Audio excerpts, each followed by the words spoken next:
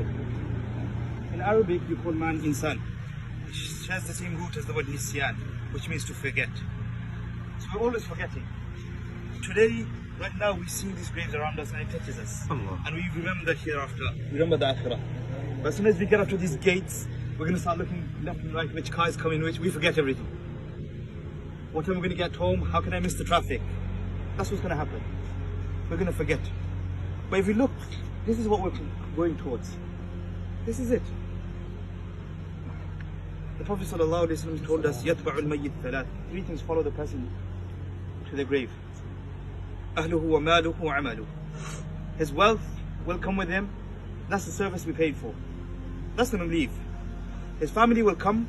Has anyone spent the night? We probably have loved ones here. Anybody spent the night with them? Anyone? No. No? No? No one has. Everybody's going to return. وَعَمَلُهُ. And the actions, the deeds will come with them. But if we don't invite our deeds with us, meaning if we don't have those deeds, how are we going to have that? So we're going to spend the night, the first night, imagine, nobody else with us. If we don't have the deeds, what are we going to do? As soon as we walk out, the people in the grave, they can hear us leaving. Prophet ﷺ says that when the last person's footstep is heard, the angels will come down and they start to question the person. Man Rabbuk, who is your Lord? Wama Deenuk, what is your religion? And who was the man that was sent to you? If we don't train ourselves in the dunya, my brothers and sisters, when we're inside there, none of us here to help each other, what are we going to do? If our concern is always the dunya, we want wealth, we want money, we want business, yes, we need it. It's part and parcel of life.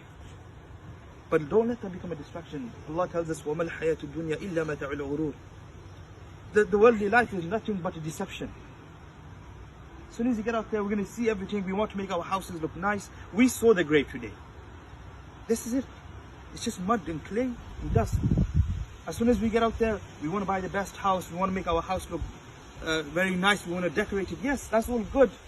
But if that becomes a distraction between me and Allah, then what is it? It's not going to come in there with us. Can anyone say that every person that's been buried in here, they've taken any of their wealth with them? Nobody's going to be buried with a bank card. It's useless. Nobody's going to be buried with their bank account, or their clothes, or their car, or their house. It's all going to walk away. Somebody else is going to inherit it. As soon as the final breath is taken and the soul leaves the body, everybody is becoming an inheritor now. We're no longer the owner of our own property. So my brothers and sisters, we take this as a lesson. The Prophet ﷺ said, and leave you this, أَكْثِرُوا ذِكْرَ هَادِمِ اللَّذَّاتِ. That continuously remind yourself of that which will destroy all temptations. يعني الموت, meaning death. Remember death. When you remember death, it puts things into perspective. We understand reality. We know where we're going towards. We know what our goal in life is. We know what we need to achieve. And that's the only way we can do it. Come and visit the graves. We know these surahs. Beating one another and competitioning with one another has made us forgetful. It's made us heedless. Until you visit the graveyard. I give you an exercise on your way out today. Whether you're going this way or that way. Look at the gravestones. And the date the person was born, the date the person has died, and today's date. You'll see a lot of these people who are inside the grave, they spent more time in the grave than they did outside of the grave. It's a reality. It's a fact. And if we don't take a lesson when being here, then when are we going to take a lesson? When is going to be that wake-up call? Is it after the soul has left the body? It's too late then. We make dua that Allah the Almighty, He allows us to remember death in such a way that it will become a lesson for us. And it becomes a means of us coming closer to Him. We make dua for every single Muslim deceased in here.